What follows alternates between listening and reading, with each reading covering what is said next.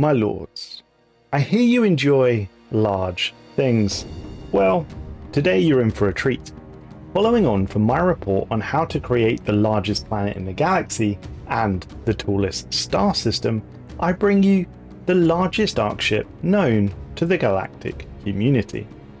We have already seen the unreasonably, insanely strong power the Arkships can display via rogue servitors.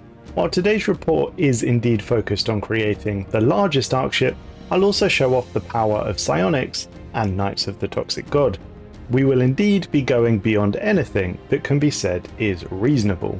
So let's make the largest Arkship in the galaxy. We begin with the base Arkship, which comes with a total of 9 districts. Clearly this is very small and we can improve upon it. Immediately in fact, by upgrading it from tier 1 to tier 2 gives us a total of 18 districts, and tier 3 puts us at 27 districts. To not beat around the bush, 2 more districts can be acquired from technology, one from Durasteel infrastructure and another from Ceramo metal infrastructure.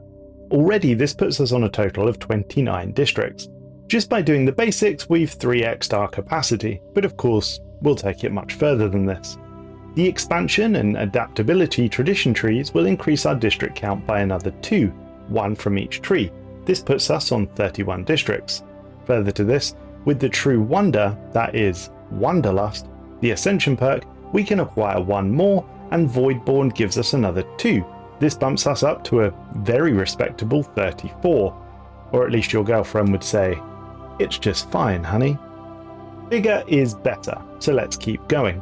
And I know some of you throw your toys out the pram about RNG and oh, this is impossible, but remember we've used 0 RNG so far. Next up, we can acquire a colossal 6 more districts from habitation modules. This brings us up to 40 districts. Now this would be equivalent to a pretty large planet. Indeed, the largest habitable planet, their base size at least, is Zaya in the Formless system at size 40. And that's without any further shenanigans. So I'd say size 40 on an Arkship is an achievement indeed. Furthermore, perhaps a little known fact, Arkship districts provide double the job count relative to planet districts. Now I'll touch on jobs later, but you could therefore make a loose argument that a size 40 Arkship is equivalent in industrial output to a size 80 planet, which is insane. And given you can have as many Arkships as you wish, I mean, that's quite crazy. And remember, 0 RNG has been used so far. But let's see to that. Let's look at the RNG and some events now. We can acquire an additional district via the Forgotten level event. This is unique to Arkships and new with Nomads, and in my initial experience with Nomads appears to be quite common. Essentially, you find an old abandoned sub-level of the Arkship that you and your people can expand into. This gives you an additional district, putting us at 41. Then we have the 2 Astral Rift events that we saw in the largest planet report. These both increase district size by 1 each, putting us at a casual 43 districts. Glorious. In fact, it's actually 44, as we got an extra district from the pre-FTL tech alien topography. But we have to look at our old district increasing friend, the Sky Dragon. Killing the Sky Dragon and bringing its corpse back to your Arkship, having a parade, will result in the additional bonus of 20% extra districts, putting us at a wonderful 52, or the equivalent of a size 104 planet. Truly lovely and insane. But my lords, I'm still on page 1 of my report, and there's more to come. In the beta universe, Knights of the Toxic God exists in nomadic form, and it has some truly broken interactions, specifically for nomads. To the uninitiated, Knights of the Toxic God comes with many side quests. You and your brave knights search for clues that may lead to the uncovering of the location of the true Toxic God. One of these quests, Quest 7, is titled Witch of the Woods. It would come to pass that during the travels of Knight 15, an otherwise obscure and disfavored knight, they happened upon a signal emanating from a debris field in the space between stars. Of course, you will go on to investigate that further. Well, Knight 15 goes on quite the journey indeed. On their quest, they meet a fae, a spirit, a witch perhaps. Nevertheless, she is incredibly beautiful. Semele is her name. Semele will attempt to seduce your knight. She will shed her clothes and say the following: I wisheth to partake in amorous rites with thee, so we can maketh many fine offspring. Should your knight accept the invitation into her bed, the following will occur, and my lords, if you ever find yourself in such a situation, I suggest you accept the lady's proposal. I promise it will be worth it. What follows will defy description, and should you question Knight 15, they'll refuse to speak of it. After the conclusion, however, their view will fall upon a curious device. The air will shimmer in ever-changing patterns around it, and though quite small, it gives off an aura of vastness. The knight is sure they have never seen anything like it before. Their lover asleep. Your knight will hesitate. Yet some instinct tells them they should leave, quickly, before she awakes. Despite her fairness, they sense a great wrath in her, slumbering below the surface. And yet, the knightly order for which so long had treated your knight with scorn during their long and fruitless search would surely praise them if they returned with a mysterious object to investigate. Thus your knight is left with a choice. Do they take the device, or do they depart their lover with a simple kiss and their honour intact? Well, if your knight chooses the device, the following will occur. Deceit! Thou would come heareth and seduce me, then stealeth from me. Villain! I had thought to bless thee, for thy performance was most pleasing. But now leaveth. Aye, thou may taketh yon device. 'Tis almost worthless. Just be gone. Your knight will leave as quickly as they can, and though the knights back at the keep will find the device to be the very opposite of worthlessness, by unknown reasons it can manipulate the very dimensions, your knight will always wonder what blessing they may have received had they only given into temptation. This device, my lords, is very worthy of theft, for, through unknown methods, and miraculous ones indeed, it can increase your district size count on your Ark vessel by 33%. It is called the Dimensional Manipulation Device, and you must activate it, and I recommend you do this. Doing this will turbocharge your districts all the way up to 67. A truly wonderful feat indeed. Remember, this is the equivalent of a size 134 planet. Lovely. Now, my lords, I think we have created the largest possible Arkship in the galaxy. But what can we do with it?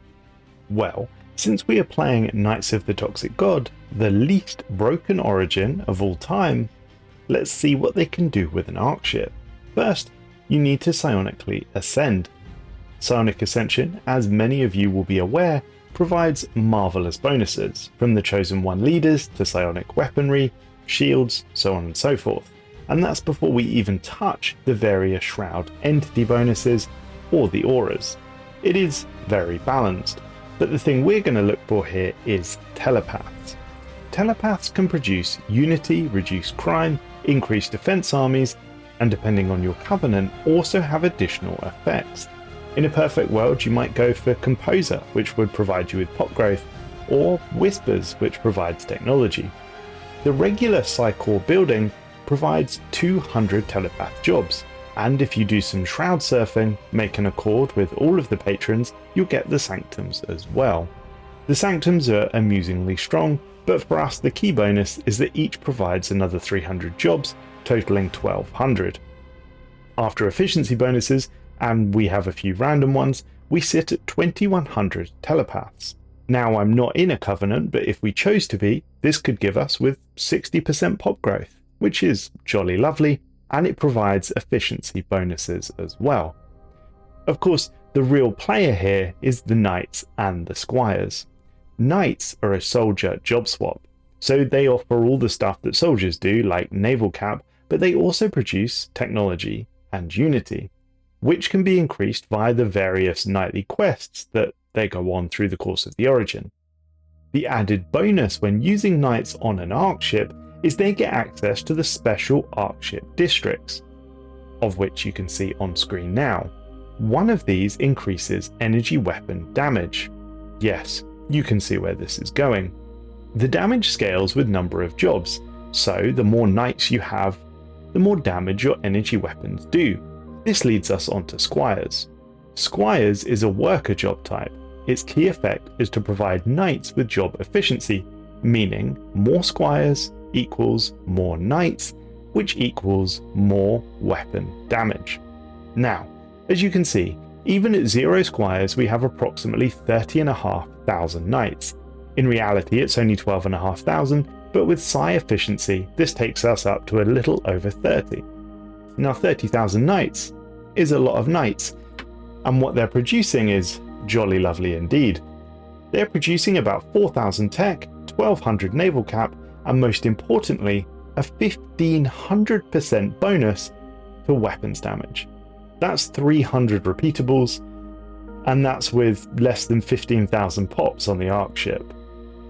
That's crazy.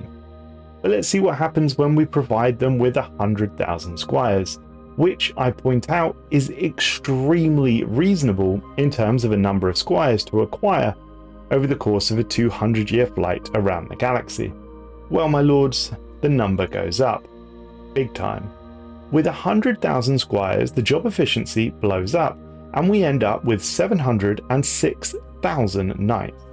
This gives us a casual 100k tech, 28k naval cap, and a mind-blowing 35,000% increase in weapon damage. That's a little over 7,000 repeatables. Insane. Bear in mind when we did this with Rogue Servitor a few weeks back on launch, we managed a somewhat measly in comparison 6,000% increase in weapons damage, and that was able to kill basically anything in the game with a single shot. But I know that you like big numbers, so what happens if we somehow manage to acquire 1,000,000 Squires? Now, yes, 1,000,000 Squires is far more unreasonable. You'd have to spend an awful lot of time in the breeding chambers, but it's all entertaining, isn't it? 1,000,000 Squires will bump your knights up to an appalling 4.1 million via job efficiency. It's hilarious actually how 1,000,000 jobs creates 4 million more without needing any people to work them. Job efficiency is an interesting mechanic, eh? Anyway, 4.1 million knights provides a little under 1 million tech, 165 naval cap, remember the hard cap for that is only 10k, but you're here for weapons damage. Weapons damage goes up by 206,285%. Yes, over 200,000%. For some quick maths, the Devastator cannon on an Arkship can hit for 15k. Increasing this by 200,000% gives us an approx one-shot max damage of 31 million. And remember, AoE now scales with weapon damage repeatables these days as well. So not only are you going to do 31 million damage to the target, you're also doing around 200,000 damage to everything anywhere near the target. Marvelous. My lords, I stressed the objective of this report when I started to write it was to create the biggest Arkship I could. I feel like I did that, but nevertheless, clearly I got distracted when experimenting with the Arkship Knights. The reason I'm saying this is because I am extremely confident there is an awful lot of headroom to be done with this build, should it ever make it to live. Efficiency bonuses and upkeep bonuses are plentiful indeed. I didn't even pick species traits or civics really for this empire, and if you could find a way to decrease the nightly upkeep, or keep your number of Squires to a more reasonable, say 10 or 20,000 mark, you will have godlike ships. In any case, I hope you enjoyed the experiment. If you want to see more of these, let me know, and I'll see you next week.